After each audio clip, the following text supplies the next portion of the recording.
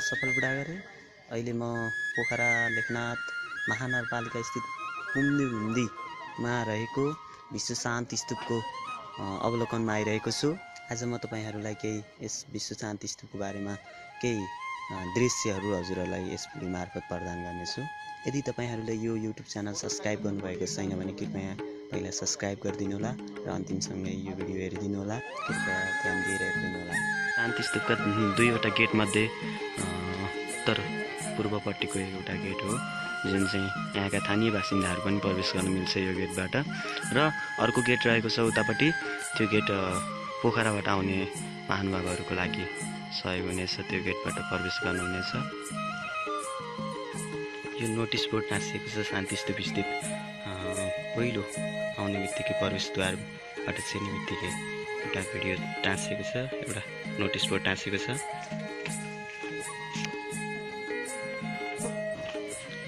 यस शान्ति स्तूपबाट देखिने यो पोखरा सहर देखिरहेको छ।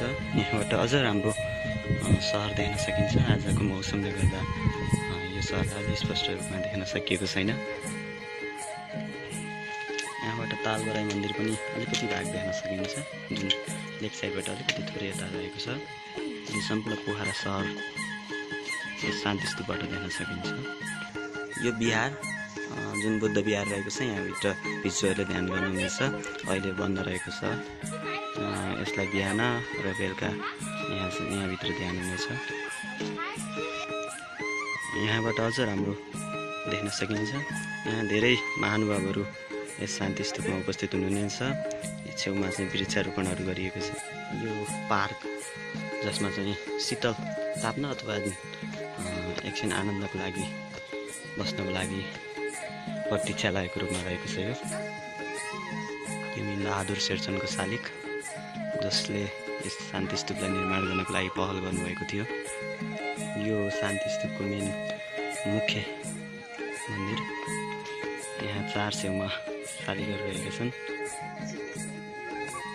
यस शान्ति स्तूपको छेउमा फुलबारीहरू देख्न सकिन्छ। यिनीहरू सम्पूर्ण फुलबारी रहेका छन्। यहाँ शान्ति स्तूपभित्र दर्शकहरूको बसिरहेको छ। यो दियो बाल्ने ठाउँ, जहाँ मनोकांक्षा पुरा गर्नको लागि दियो बालिन्छ, मोमबत्ती फालिन्छ। अहिले बन्द रहे तापनि यहाँ दियो बाल्ने चलन बिहान र साँझ, तपाईँको बिहानै र साँझमा बालिने गरिन्छ। यो सरङकोट, यहाँबाट सरङकोटको पनि अवलोकन गर्न सकिन्छ।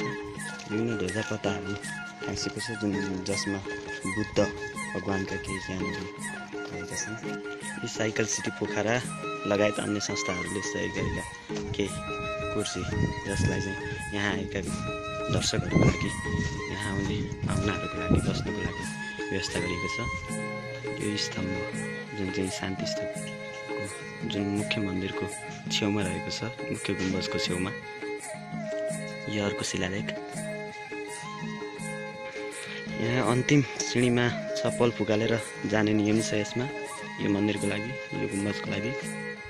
यस शिलामा केही शान्ति स्तूपको बारेमा केही लेखिएको छ। सायद पुस्तक मिल्दा आउनुभयो भने पक्कै पढ्नुहोला।